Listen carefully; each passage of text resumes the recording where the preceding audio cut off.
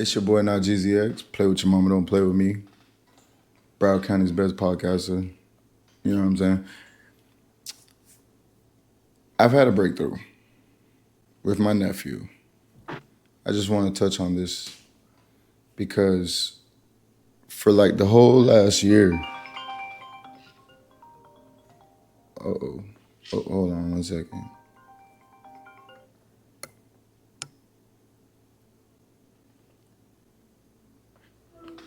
Yo. Hey, this nigga was on Instagram talking about booking a flight. Boy, you was not booking a flight with me, boy. Hey, that boy was talking about something. I'm gonna book a flight to lift some weights, boy. I know you got something else on your mind. You was not coming over here, brother.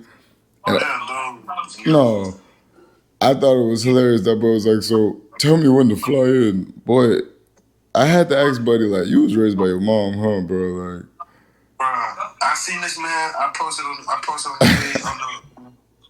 Like, bro, I know this man ain't trying to start something, bro. Like, nah, you finna get jumped out of here, bro. That boy just shout out though. He was like, black women, some crazy. I was like, bro, what the fuck? I'm thinking to myself, like, bro, if you even conversate with 225ers. I don't know nobody. I don't know no women right now that I can think of off the top of my head that I know in any sort of like attractive capacity. 25 motherfucking pounds, bro. I don't. Nah, the homie did put this one. The homie did put this one chick. He added me in this one chick. She was actually kind of cute though. No cap. Like she wasn't ugly, but like she was doing them half reps. Like she had her back super arched and it was like coming down her, like, you know, the little. Yeah. But like, you know, they got breastises and stuff, so you feel me? Like, I see it. It's still, she did 10. She did 10 of them things. Yeah. And she was actually like not ugly. Oh, damn. Yeah, super muscle neck.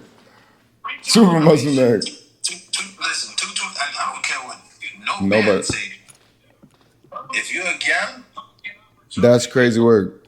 No, I can't even just. First of all, that had nothing to do with nothing. I knew that post was gonna do what it do, cause like that shit was like really going viral, and like for a football nigga, like I regard like football players and military niggas from the neck up, like and MMA niggas too, like them type niggas, boxers, woo. People in the street not really fucking with us with the mentality. So it's like, bro, 225, like, nigga, I've been doing that since 17. Like, what the hell? Like, that's the test weight after years off. And you know what everybody been responding like, oh no, that's crazy. That puts you in the top 5%. But no, nigga, that just means that we've gone down and we need to raise our standard. What the fuck? Like, y'all, that's why all these niggas shooting each other. I came to the conclusion, these boys weak. They can't fight. They weak. They'll get body slammed. Blue. You feel me? They ain't on that. They not on that. So, nah. But listen, you already know, young man now, chest be flat. Bro, it's not, bro. When we were in high school, we used to be. I even took it when I got to thinking about it, right? I got to twisting my brain and shit. I was like, Tukey Williams was swole, fam. Tukey Williams was swole, fam. And then who's the other buddy? The one that got in the ring with Mike Tyson. But he was a blood or some shit like that. Oh, you talking about the one who knocked his ass out, Bust or something? No. This was like, remember this was like some gangbanger was a boxer, and then he called out Mike Tyson. Mike Tyson spanked this nigga, but it's still when you look at the old school gangsters, these niggas was tough. Like think about when we were growing up. Game wasn't no little nigga. When Game came in the game, this nigga was Brolic, 50 Cent, Brolic. Like, all these dudes look like NBA Youngboy. That's why they shooting the shit out of each other. They can't fight. Like, that's just. The only little rapper back in the day was Lil Wayne. Lil Wayne was Lil Man. And now all of them look like that. But you want to know something? It's not. They don't look like that though, cause like they want to be like a rapper. They look like that cause they're just lazy. Like fam, college taught me one thing, bro. No nigga got no excuse, bro. We used to wake up 5 a.m. and run, get breakfast, go to class, lift in the afternoon, go to practice at 3, 4, whatever your team had it at. Then if you had night practice, you still had night practice, and you had to cater to your dom. And you had to cater to your dom. Bro, you was out of your house, out of your dorm, out of your apartment by 7 in the morning. 90% of your day is outside. If it was 7 a.m. and you were still in your bed or something, you knew something was gonna be a consequence later on in the day. For sure. Because you was gonna either be late to workouts, late to something. Either late to film, because film was at like 7:30. Nah, them niggas used to make us wake up at 5. We had 5 a.m. Y'all had 7? See, ours was 7. We had film. I'm not even gonna lie. At one point, it was like I thought I was about to get jumped because I was late. Like, bro, there's so many times that me specifically, I was late. I thought the homies was finna in the locker room. Like, there was this one time where. Oh yeah, bro. You know. Yeah. When you come running around the corner and they standing out the door like this. Nah, fam, we running doing laps and shit. And you know what they made us do? They made me stand in the middle. So everybody running, and I'm literally seeing everybody lock eyes on me. I'm like, damn, these boys shouldn't whoop my. Like, this is just wait. Like, this would never be a one-on-one right now. Like, all these boys mad at me right now. Linemen, receivers, linebackers, them the scared. Running backs. Yeah. With the linemen. I'm with the O-linemen. Niggas cussing each other out, boy. Niggas, duck, nigga, stop being late there. I'm just sitting there like, hey, all right, you know you got that. You got that. Our O-linemen be already sitting in the, because we used to watch film in the weight room. Like, in our weight room, the film room was in the back of the weight room for the O-linemen. D-line defense used to watch film, and everybody got their own little film area in college at least. Hold on. Hold this thought. Let me record this real quick. And then we gonna jump right back on the phone. I don't know if you ever get free time. I know you a dad right now, super dad right now, husband, super dad. All the time. I know but if you could ever just come, the couch is right there. Or if we could get a setup, if I could pull up over there. However, I got. Yeah, because this sport talk, we gotta get on this sport talk. Because whenever I see Cam Newton shit, I'm not even finna cap. That should be reminding me of when we used to be talking sports in the crib. Yes. That boy be having pure fun. Do is have it like this, like an angle like this, so you can see both ways, and we just be Facts. on Facts. We can have iPad, laptop, whatever, and then just be running shit talk, so we can be live in effect. Man, I'm of the mindset that like if the angle is where when we talking you can Google or talking you can chat or like chat GPT to figure out your facts as you're going. And we kind of know how we emulate through them, if you're trying to get to a point, like, well, I know you're going to look it up here real quick. Right. Like, if we ping pong off that, like, we know how to already, but that should be like, damn, listen. Not only was everything y'all said right because you was on point, but then it'll be like. That's why I said we need to chop it up because, them nights used to be funny as hell in the crib. A lot of game was dropped in the, a lot of game was dropped in the A lot. That's what I said. Listen, everybody that came through that crib, we not finna name drop because everybody that came through to that crib though is doing better now and flourishing. No, it's facts. You feel me? So we gonna have to chop that. We gonna have to chop this shit up one of these times. Yes, for sure.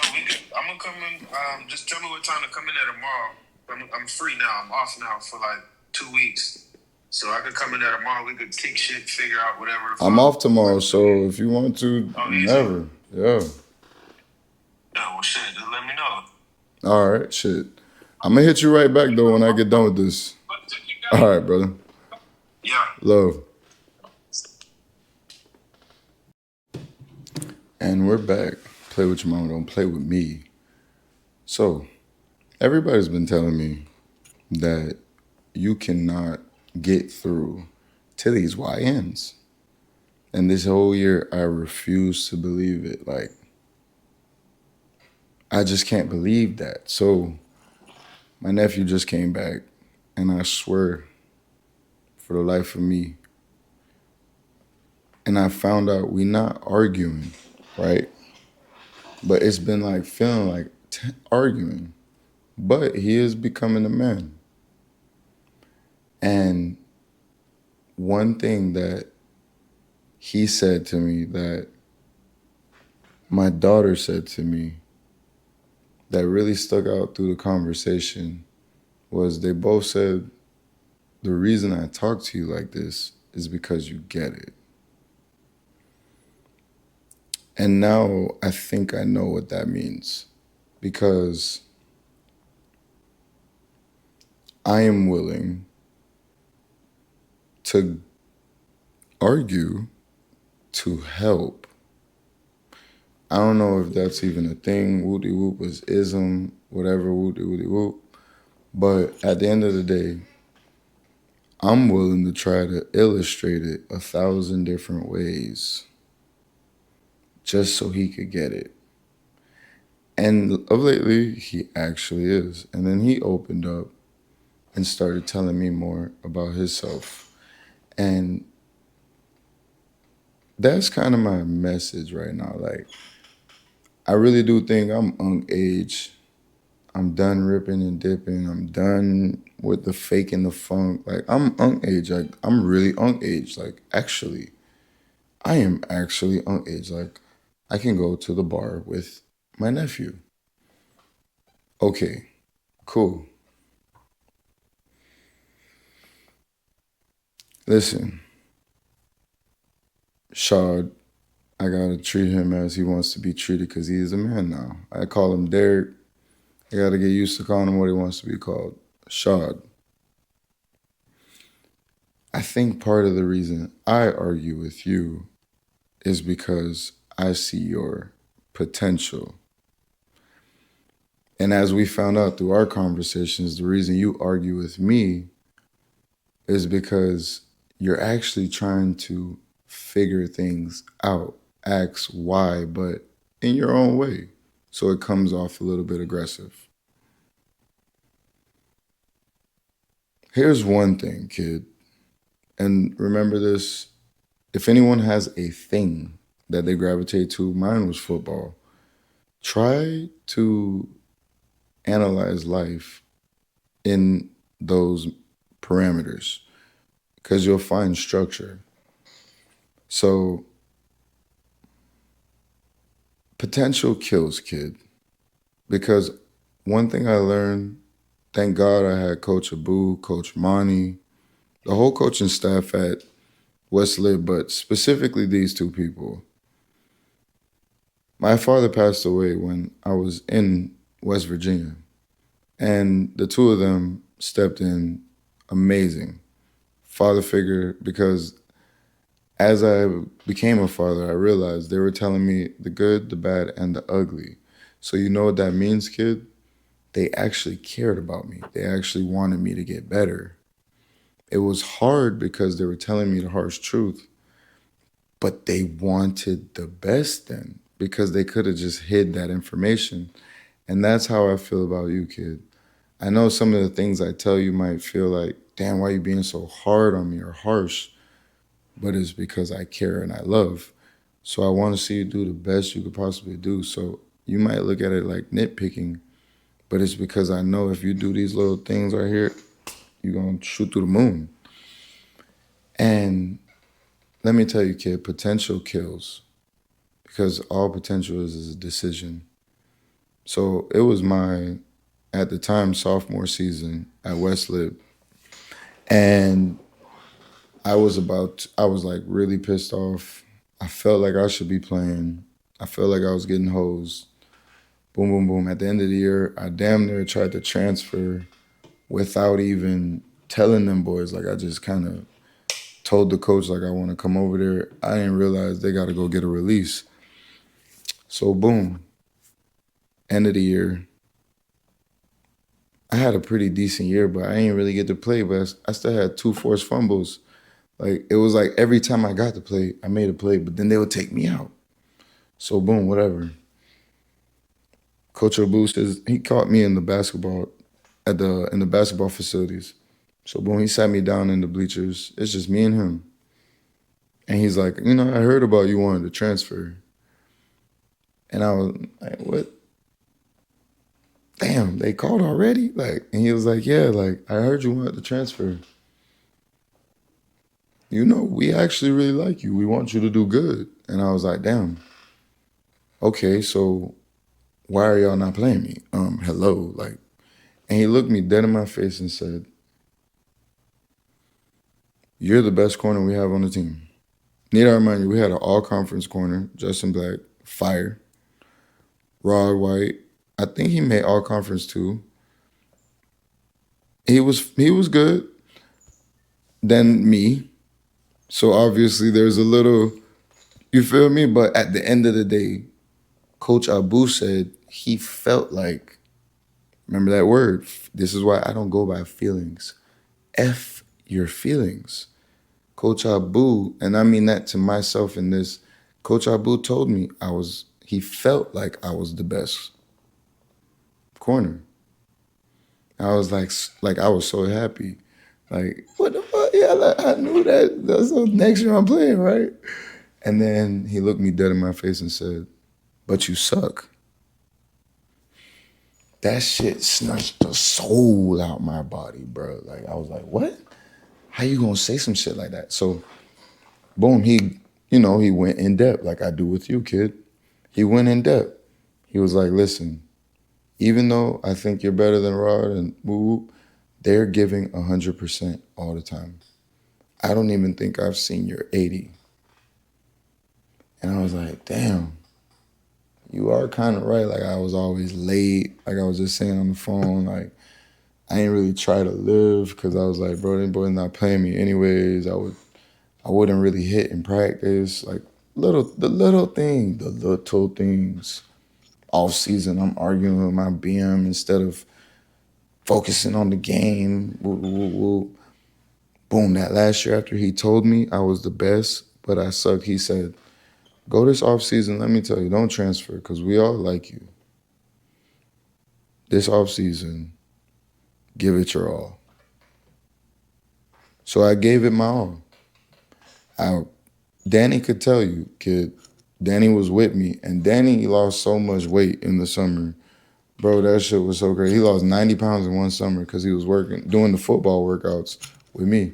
So I would do ladder work in the morning. Then me and Danny would run to the gym. LA Fitness on 184 from Chopper Trail. We'd run to the gym, work out, run back. Then at night, I would go to the field with either Danny and Kenny, and we would throw the ball around for a little bit. I'd do some back pedal, catch the ball a little bit. And then we would still go out and have fun and shit. And then on Sundays, I invested in myself too after because I was so determined to show Coach Abu I was the best. I bought a bike and I was driving that shit 13 miles every single Sunday. Like I knew something told me if I did what I had to do, I was going to have to figure out how to play the whole season. Like, I had to be ready. Couldn't gas out because I knew I was finna get my spot. Sure enough, I came in that off season. That was I'm just going by my recollection. That was I had my third year that was my junior year, but they chalked it up as my senior year, mid-year. I had the best fall camp that I had ever had there, to my recollection, and gained all the coaches' trust. I feel like, to my recollection, the vibe felt different. I even cut my hair, kid. I remember I came back, chopped the dreads. I literally recreated myself because, I don't know, Coach Abu kind of sparked something in me. Like, I ain't even gonna lie, that was like some big brother, little brother type shit. And I never really got to tell him because it's West Virginia. I barely went back. I did go back though, but that probably was the greatest thing ever told to me after my dad passed away. That I literally still live by that to this day. I have to check myself. Am I being the best version of myself right now? Because you said that. No one had ever really sat me down, looked me square in my face, and checked me like that before. So thank you. And I had to sit at home in that off season, kid, and really ask myself and think back to myself, okay, fuck. I had an arena tryout. I got invited to another team's pro day because they just liked me, and my coach talked to their coach. They were like, yeah, tell them to come over here. And I lit that shit up. And it was like, damn, kid, let me tell you, I have to live with the fact of, damn, what if I would have did that every year? That off-season grind, that focus. What if I would have did that every year? If I was fucking off them 2 years, whatever, and then that third year kicked it into gear and snapped like that, what if I was snapping like that in high school even? Like, some people figure it out in high school, but let's say you're in college right now and you still got that chance. Make today the day. You look yourself in the mirror and realize you're only going 80 and you still got way more in the tank. Figure out what happens when you get too tired after you grind that out. And figure out the next hurdle. But thank you, Coach Abu, and Coach Monty too. Coach Monty, he'd be super hard on me, kid. And that's why I'm telling you, because you're about to go get back on the team. Bro, he would rip me in film studies, but then pull me to the side, reassure me. He always kind of let me know, like, hey, as long as you show me you know what you're doing, I'll let you have fun. But do what you have to do first. And between him and Coach Abu, I don't know if it was just me to them or them to me or whatever it was, I gravitated to them the most. They were father figures to me in West Virginia, people I knew I could talk to about real things, and they were going to give me real answers. You're not going to get that much in life, kid. Okay, so instead of arguing with these people, because at first when I was in West Virginia, I would always argue with them. When you get that feeling that everybody is against your viewpoint, my dad would always say, your granddad would always say, if one person says you're wrong, you might be right. If two people say you're wrong, you're pushing it. Now, if you still want to debate your argument and three people, or they have three different viewpoints that kill your argument,